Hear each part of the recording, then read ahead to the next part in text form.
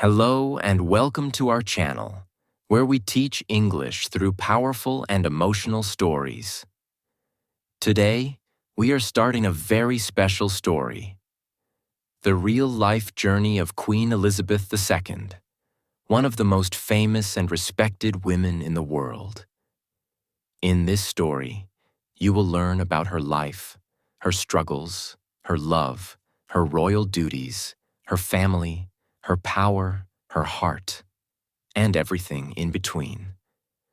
We will explain it all in easy, simple English so that you can enjoy the story and also improve your English. This story is perfect for beginners, so don't worry if your English is not strong yet. Just relax and enjoy. So stay with us, listen carefully, and if you love learning English through stories, don't forget to subscribe to our channel for more beautiful stories like this. Now, let's begin. Part 1. The Beginning of a Queen. The Early Life of Elizabeth. The Story of Queen Elizabeth. 2 begins before she was a queen. Before the crown, before the palaces, before the power. She was just a little girl named Elizabeth Alexandra Mary Windsor.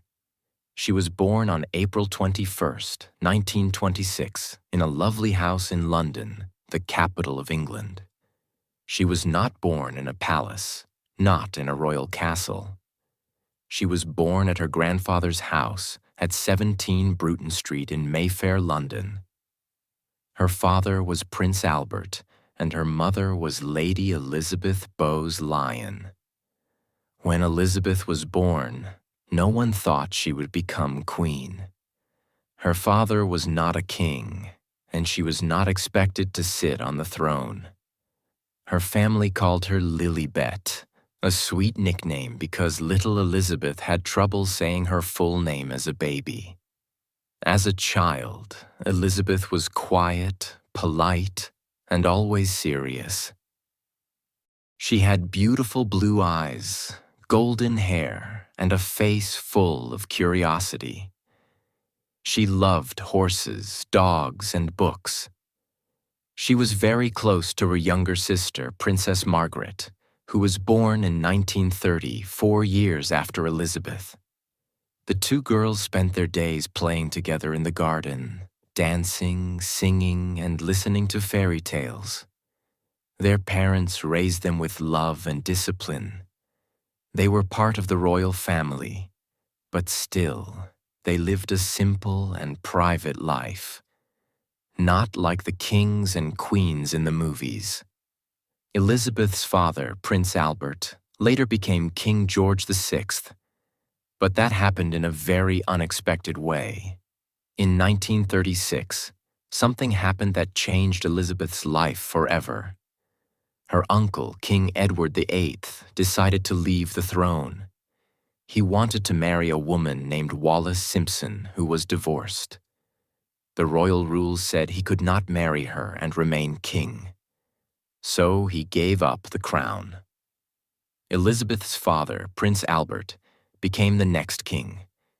He was given a new name, King George VI.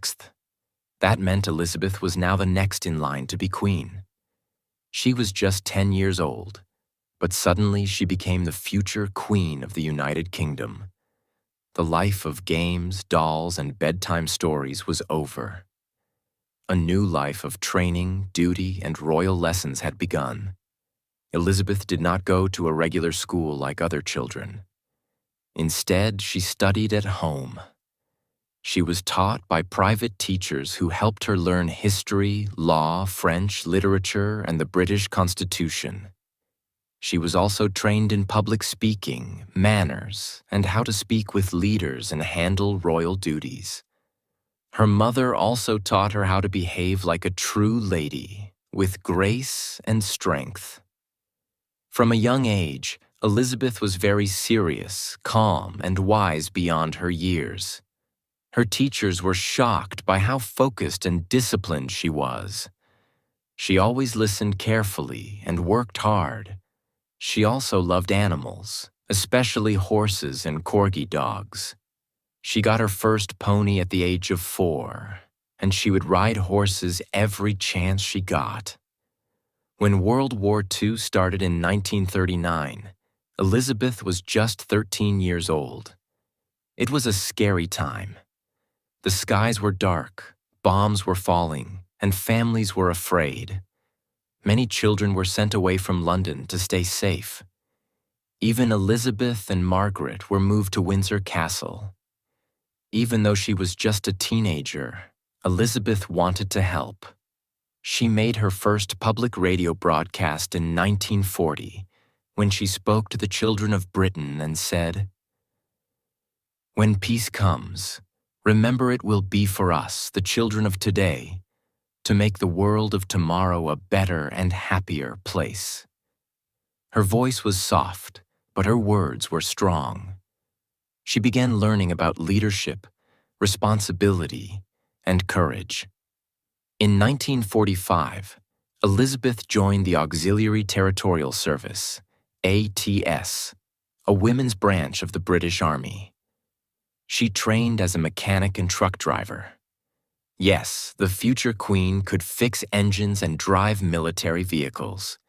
She wore a uniform, worked hard, and wanted to be just like any other woman helping in the war. This made her the first female royal family member to serve in the military. The public loved her even more. She was not just a princess in a castle. She was a young woman of action, discipline, and heart. During this time, another beautiful thing was growing in her life: love. Part 2. Love, Marriage, and Becoming the Queen. Elizabeth met Prince Philip of Greece and Denmark for the first time in 1934 at a family wedding. She was just 8 years old, and Philip was 13. At that time, no one thought much about it.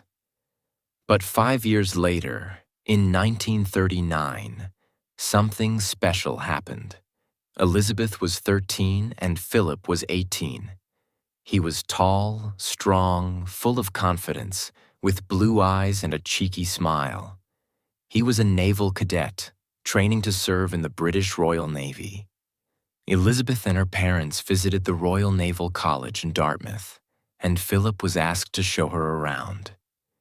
They spent some time together, and something inside Elizabeth changed that day. From that moment, she fell in love with him. She returned home and started writing letters to Philip. He replied. Their friendship grew slowly. Elizabeth's heart began to dream of a future with him. Even during the Second World War, they continued to write letters. Philip was fighting in the Navy, while Elizabeth was learning to be a royal leader. But in their hearts, a quiet love was growing. Now this love story was not simple. Philip was born into a royal family, but his life was not easy. He was born on June 10, 1921, on a kitchen table in Greece. His family was royal but poor and exiled. They had to leave Greece when he was a baby. Philip's mother was Princess Alice, and his father was Prince Andrew of Greece. But their family had many problems. His mother became mentally unwell and was sent to a hospital. His father left the family and lived in France. Philip moved from country to country, living in Germany, France, and Britain, often without his parents. He was raised by relatives, sent to different schools, and lived a lonely childhood. When he joined the British Navy, he finally found a place to belong. But even then, he had no money, no stable home, and no strong royal position. So when Elizabeth told her family she wanted to marry him, many royal advisors said no. He is not royal enough. He has no money. He is too rough and loud. He is not British enough. But Elizabeth was calm and firm. She knew what she wanted.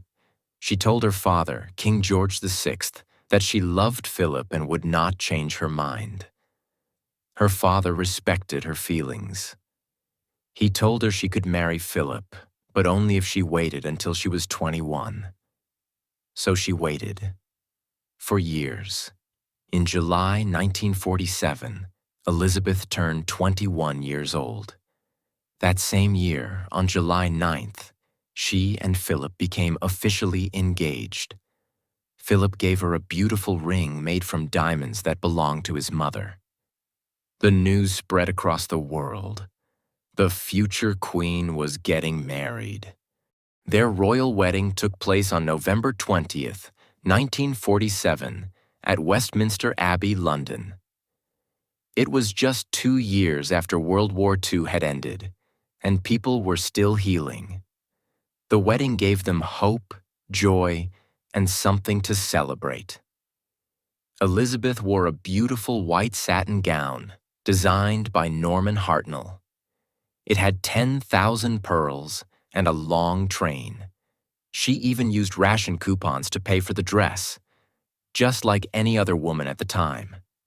Philip had to give up his Greek and Danish titles and become a British citizen.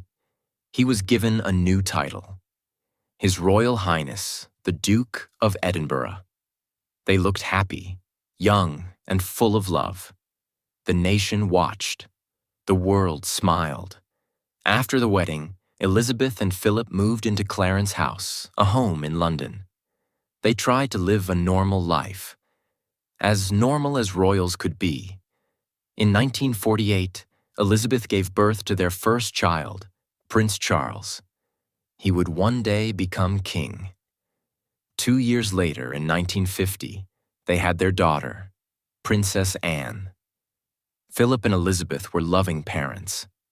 Philip taught the children to sail, fish, and live a strong life. Elizabeth told bedtime stories and gave hugs. At this time, Elizabeth was not yet queen. Her father, King George VI, was still king. But his health was getting worse. He smoked too much and had serious health problems. Elizabeth knew her life was about to change. In 1952, Elizabeth and Philip went on a royal tour to Kenya, a country in Africa. It was part of the British Empire. They stayed in a beautiful wooden lodge, high in the trees, where you could watch elephants and wild animals. It was during this peaceful stay, on February 6, 1952, that Elizabeth got the news. Her father, King George VI, had died. She was now the new Queen of the United Kingdom.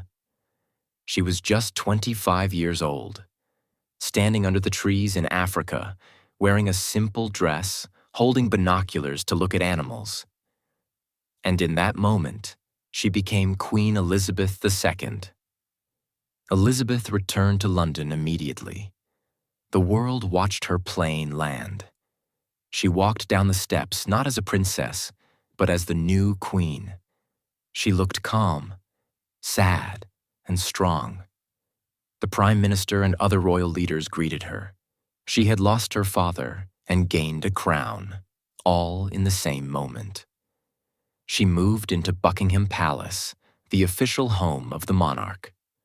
Her life was now filled with meetings, ceremonies, speeches, and royal duties.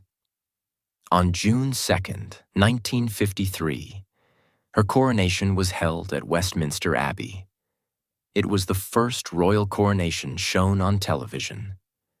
Millions of people across the world watched the 27-year-old queen wear the crown of St. Edward and sit on the throne. She held a golden orb, a scepter, and made a promise. "I declare before you all that my whole life, whether it be long or short, shall be devoted to your service." And she meant every word. Now she was a young mother, a wife, and the queen of many nations, all at once. Philip had to adjust too. He had to walk 2 steps behind her wife, something that was difficult for him in the beginning. He had to give up his Navy career, which he loved, but he did it because he loved her. Behind the palace doors, they were like any other couple. They laughed, argued, supported each other, and shared quiet moments. They spent evenings reading, watching TV, or walking together in the gardens. They wrote notes to each other, had breakfast together whenever they could, and always respected each other's roles. Part 3.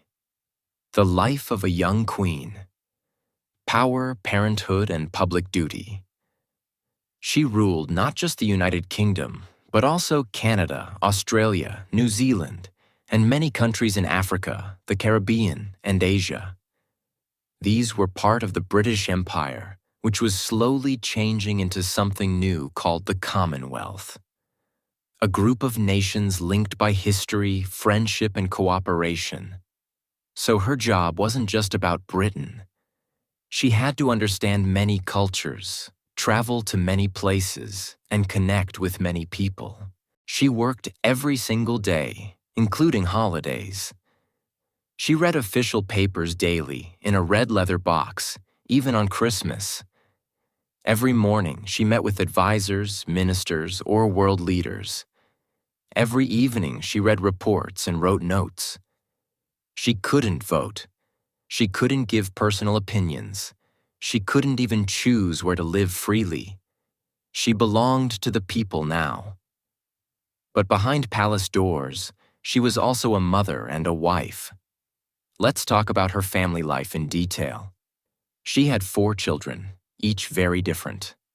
First, Prince Charles, born 1948, quiet, sensitive, thoughtful, grew up knowing he would one day be king. This was not easy for him. Second, Princess Anne, born 1950, strong, independent, and sporty, loved horses and didn't care much about fashion or fame. Third, Prince Andrew, born 1960, charming, bold, and fun-loving, became a helicopter pilot in the Navy. 4, Prince Edward, born 1964, kind, shy, and artistic, loved theater and film. Elizabeth loved her children deeply, but her schedule was always full.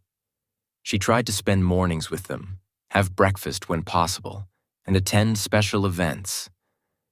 But royal duties often pulled her away.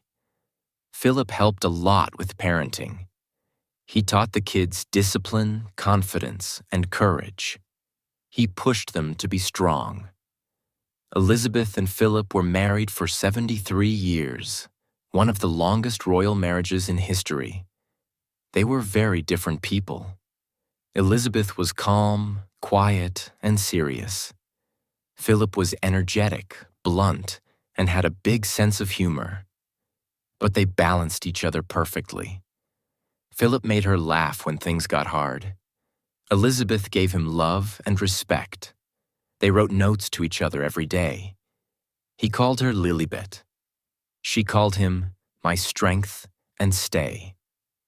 They had little traditions, evening walks, afternoon tea, and picnics in the Scottish countryside.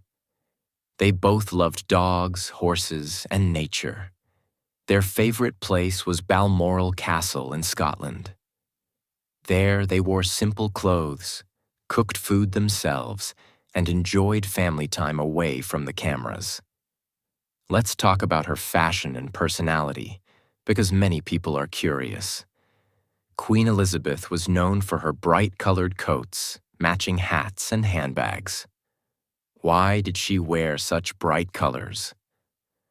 "So people can see me," she once said. She believed that when someone travels far to see the Queen, they should be able to spot her from a distance. She wanted people to feel seen and respected. She always wore pearls, small gloves, and black shoes. She didn't follow trends, but she had her own royal style. Her personality was very disciplined, always on time, quietly funny. She loved small jokes and pranks. Private, she never showed too much emotion in public. Strong-minded. Once she decided something, she rarely changed her mind. Loyal to her family, her country, and her people. Even queens face challenges, and Elizabeth had many. Let's talk about the problems in her family. 1980s and 1990s. A time of storms. Prince Charles and Princess Diana got married in 1981. At first, it looked like a fairy tale. But behind the scenes, things were not well. Charles was in love with another woman, Camilla Parker Bowles. Diana felt alone and unhappy. Their marriage slowly broke. In 1992, 3 of her children had marriage problems. Charles and Diana separated. Anne got divorced. Andrew also separated from his wife. That year, Windsor Castle caught fire. The Queen said 1992 was her annus horribilis, Latin for horrible year. Then came a tragedy that shook the world. On August 31st, 1997, Princess Diana died in a car crash in Paris. The world was in shock. People cried openly on the streets. Flowers were left outside Buckingham Palace in piles. But the Queen did not make a public statement immediately. She stayed in Scotland with her grandsons, Prince William and Prince Harry, who had just lost their mother. People got angry. They said the Queen didn't care. But in truth, she was trying to protect her grandsons and help them grieve in peace. Later, she gave a live speech on TV. She looked straight into the camera and said, "As a grandmother, I say from my heart, I admire Diana. She was an exceptional and gifted human being." That moment softened hearts. People understood her pain. In the 2000s, Elizabeth became a grandmother and great-grandmother. She had many young faces around her. She was still working every day, attending events, hosting world leaders, giving speeches, opening schools, hospitals, and museums, meeting people from all walks of life. She met 14 different prime ministers during her reign, from Winston Churchill to Boris Johnson. She also met every American president from Harry Truman to Joe Biden, except one. She traveled more than 1 million miles, visited over 100 countries, and never complained. Her Diamond Jubilee. In 2012, the world celebrated her Diamond Jubilee, 60 years as Queen. Crowds cheered, flags waved, concerts were held. The Queen smiled. She had become more than just a queen.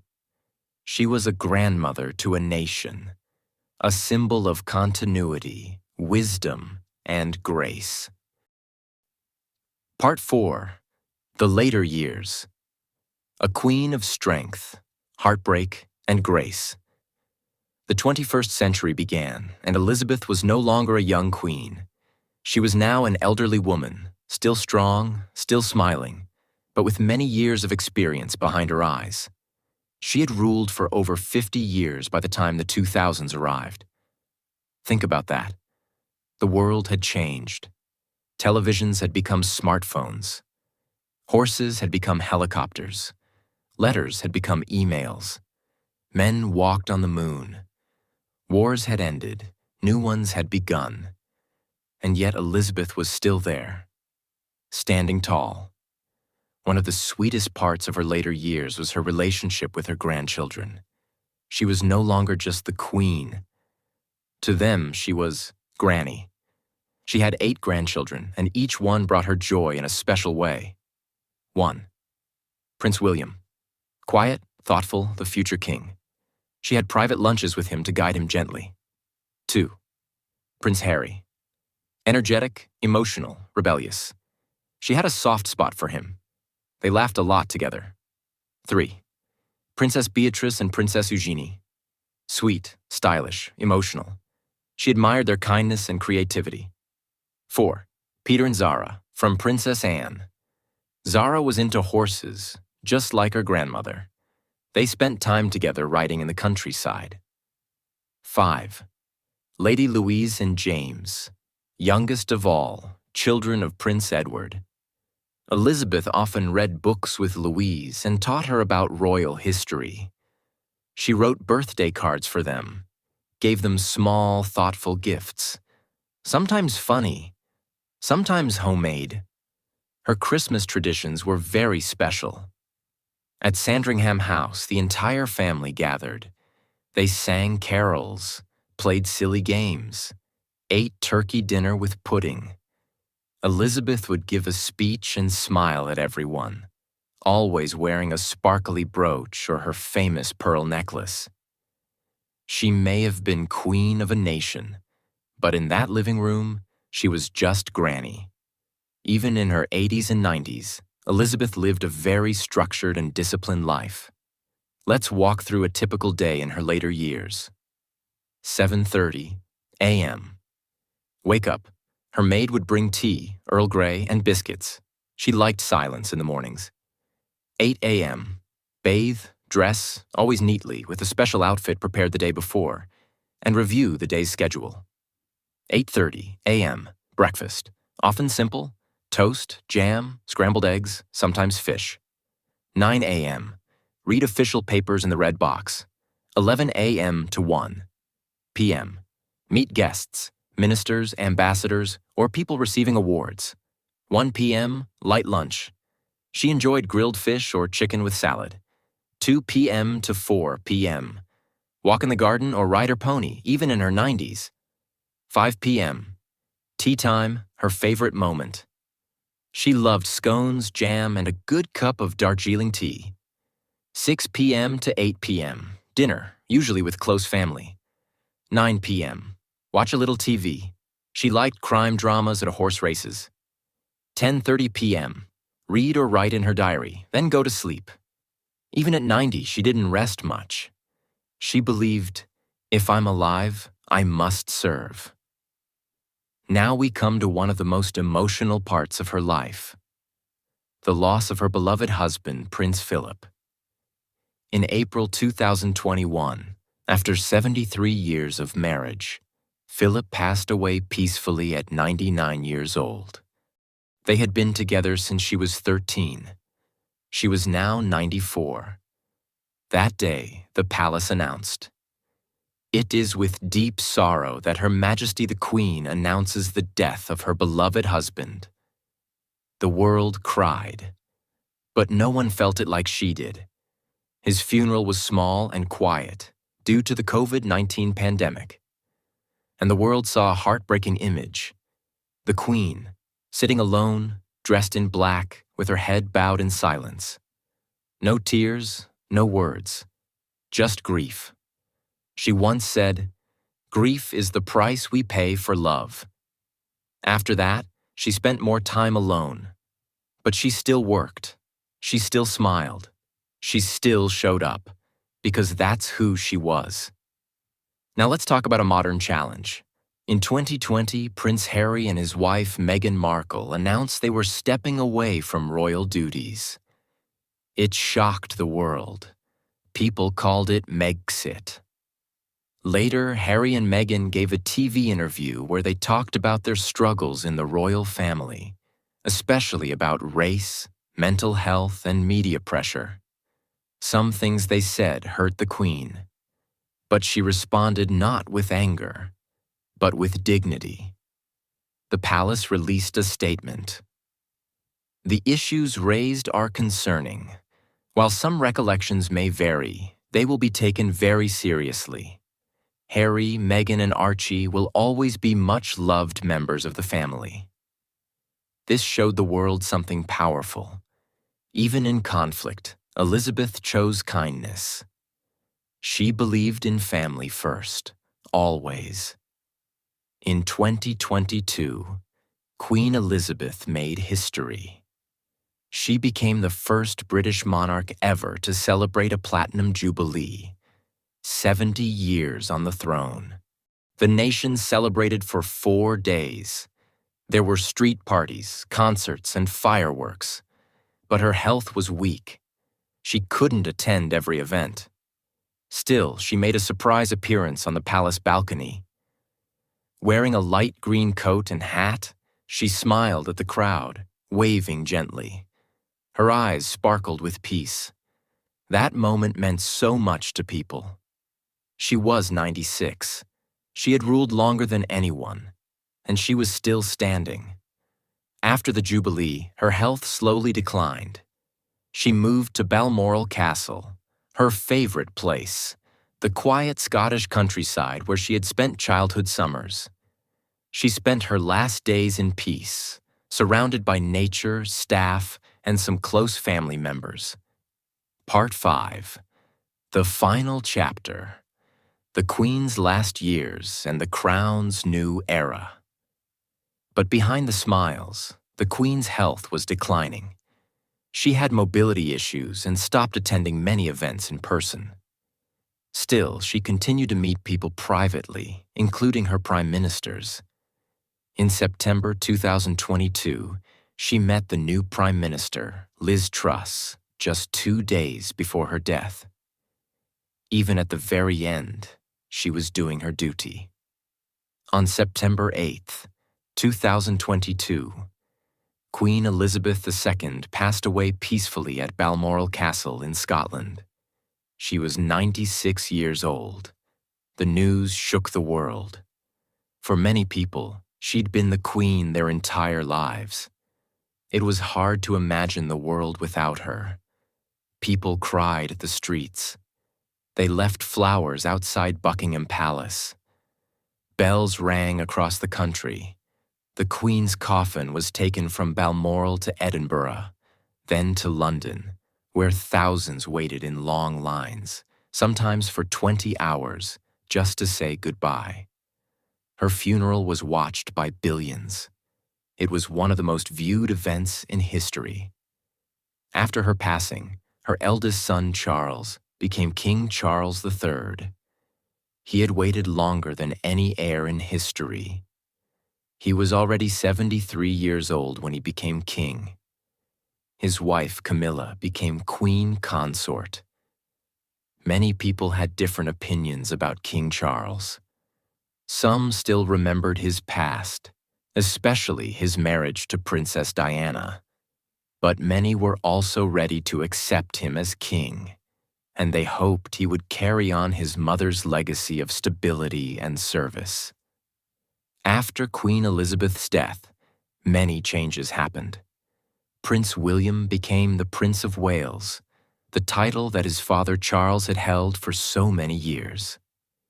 William and his wife Catherine, Kate, are now the most popular members of the royal family. Prince Harry, Queen Elizabeth's grandson, lives in the U.S. with his wife Meghan. They stepped away from royal duties and gave interviews that created big headlines. Their decision caused a lot of debate and even tension within the family.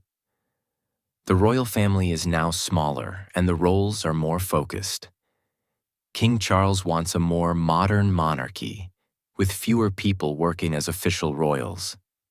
Queen Elizabeth's legacy. Queen Elizabeth II was more than just a queen. She was a symbol of stability, tradition, and strength. She ruled during World War II, the Cold War, the rise of technology, the COVID-19 pandemic, the independence of many countries from the British Empire. She ruled with grace, never giving political opinions, never creating drama, always calm, always dignified. She met 14 U.S. presidents, more than 170 world leaders, and saw 15 prime ministers in her time. She was the face of Britain, but also a grandmother to the world. People respected her for her discipline, her kindness, her sense of humor, and her sense of duty. Queen Elizabeth II was born into royalty, yes, but she didn't choose to be queen. The crown was given to her when she was just 25. She was not ready. She was not trained like a soldier. She didn't go to university. She was young. She was scared. She had doubts. But still, she stood up. She learned. She grew. She worked hard every single day, and she never stopped, not for 70 years. She lost her father. She lost her husband. She lost many friends. She saw wars, hate, judgment, mistakes, criticism, and even betrayal.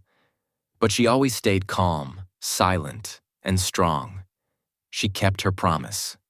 She said at 21, "My whole life, whether it be long or short, shall be devoted to your service."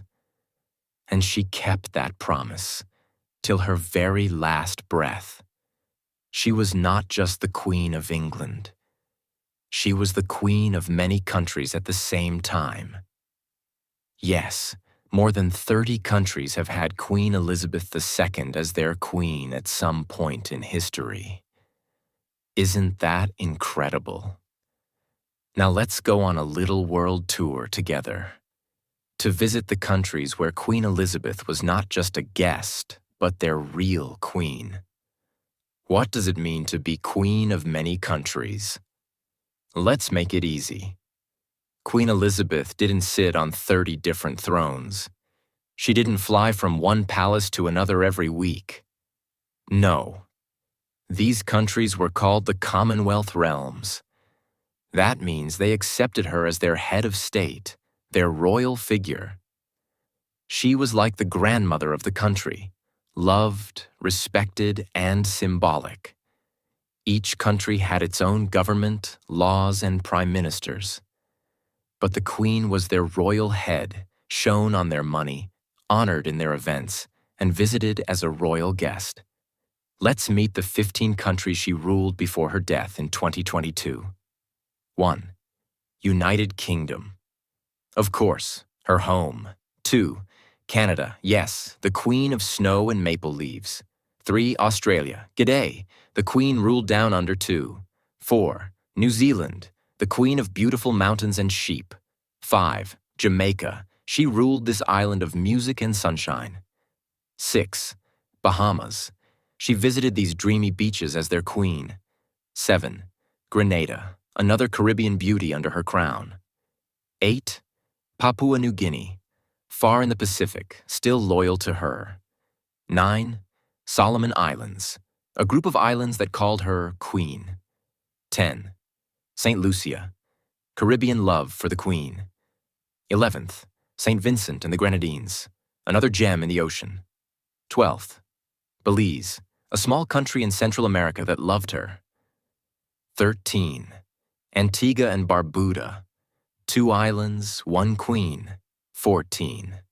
St. Kitts and Nevis, tiny but royal. 15. Tuvalu, a very small island nation with a very big heart for her. What changed over time? Some countries stopped being monarchies. For example, Barbados said goodbye to the Queen in 2021 and became a republic. Others like India, Pakistan, Sri Lanka, and South Africa had her as queen in early years, but later became republics too. But Queen Elizabeth always respected their decisions. She believed in friendship, not control. Even after some countries removed her as queen, they still stayed in the Commonwealth family, which means they respected her and remained connected. Did she visit these countries? Yes, and people came out in millions to see her. She visited Canada over 20 times, Australia 16 times, India, Africa, Caribbean nations, and many more. She met children, danced with locals, and smiled for hours. People didn't just see her as a queen, they saw her as part of their lives. Why was this so special? Because no one else in history ruled so many countries peacefully for so long. She wasn't just a queen. She was a symbol of unity, friendship, and continuity for millions of people around the world. For over 70 years. Imagine having your face on coins, stamps, and school walls in 15 countries at once. That was Queen Elizabeth II. Now, what can we learn from her?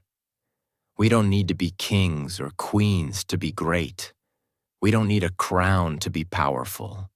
We don't need millions of people watching us to be special. What we need is something the Queen had: discipline, kindness, patience, strength, dedication, and heart. She showed us that a strong person doesn't always speak loudly. Sometimes they just show up every day and do their work quietly. She taught us that duty is not about showing off. It's about showing up. She reminded us that even if the world changes, values like honesty, loyalty, service, and grace will always be respected. So, dear listener, here is your crown now. Be loyal to your dreams. Be kind even when others are not. Stay strong when life tests you. Keep your promises and do your best, even when no one is watching, because you can be royal in your own way. You may never wear a real crown, but you can wear a crown of respect, honor, and character. And that's more powerful than gold. The queen is gone, but her story lives on. And now, your story begins. Make it great. Make it honest. Make it unforgettable. Because you never know. One day the world might tell your story too.